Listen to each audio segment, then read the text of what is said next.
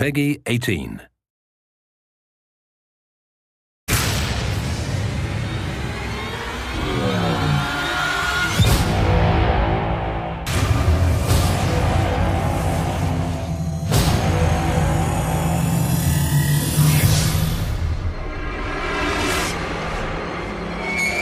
One of the things that we really wanted to make sure that we did with Inversion is that we integrated the gravity powers into the game in a meaningful way so that they didn't feel forced. It feels much more like it's part of the experience. And not only that, but we've tied it into the story, we've tied it into the environments, and in many respects we've substituted gravity with some of the other weapons you might have in the game, so not only does it not feel forced, or it's all the player has.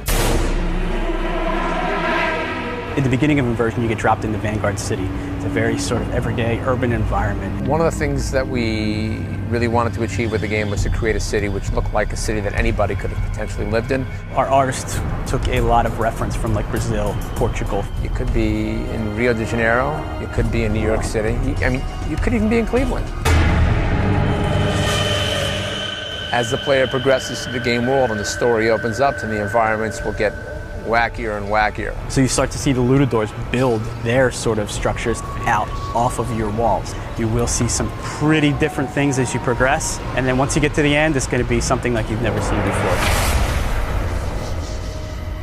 The interesting thing actually is when we started to work on the game, the original concept was just gravity. And we decided, you know what, this is so cool to have all these objects floating. It looks so impressive from a physics standpoint. We should probably let the player manipulate those objects. So gravity can affect the environment in multiple ways. You can shoot a low G projectile, create an impulse, and lift objects up into the air.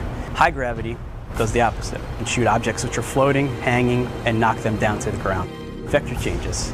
So vector changes really give us the opportunity to play with the environment. You're standing on the floor, and the next thing you know, you're standing on the side of one of those skyscrapers. And that's awesome. It's kind of trippy, kind of like an Escher drawing or painting. The last way gravity is used in our game is zero gravity environments. The players can actually navigate through these floating environments, grabbing onto different pieces of cover and floating from object to object. Our attitude, by the way, with regards to the cover system and shooting is that we don't need to reinvent the wheel. There are games out there that are doing it really well. Having said that, you know, we obviously wanted to innovate. So we've had to establish a cover system which works in zero gravity. Because when you hop into this environment, I can jump here, here, here, here, here, move around objects, move under, around them, really 360 degrees of cover and movement.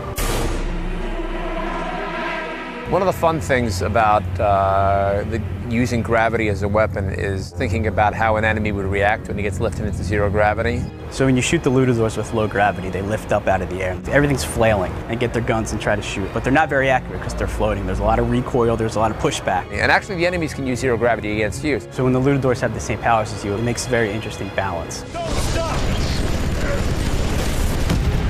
When we started to develop Inversion, one of the things that we really wanted to focus on was advanced physics.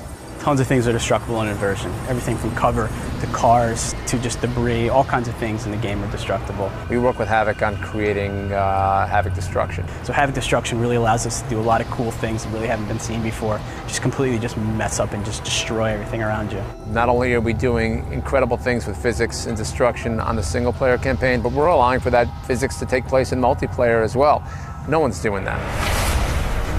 One of the things that I'm really excited about in the game, for me personally, is just how immersive and believable we've made the game world over the first few levels of the game. It really sucks you in. You have great voiceover acting, you have some great music, you have some great encounters with enemies, you have great boss fights. Just when all those things click together is when you sort of know, I think we're on to something here.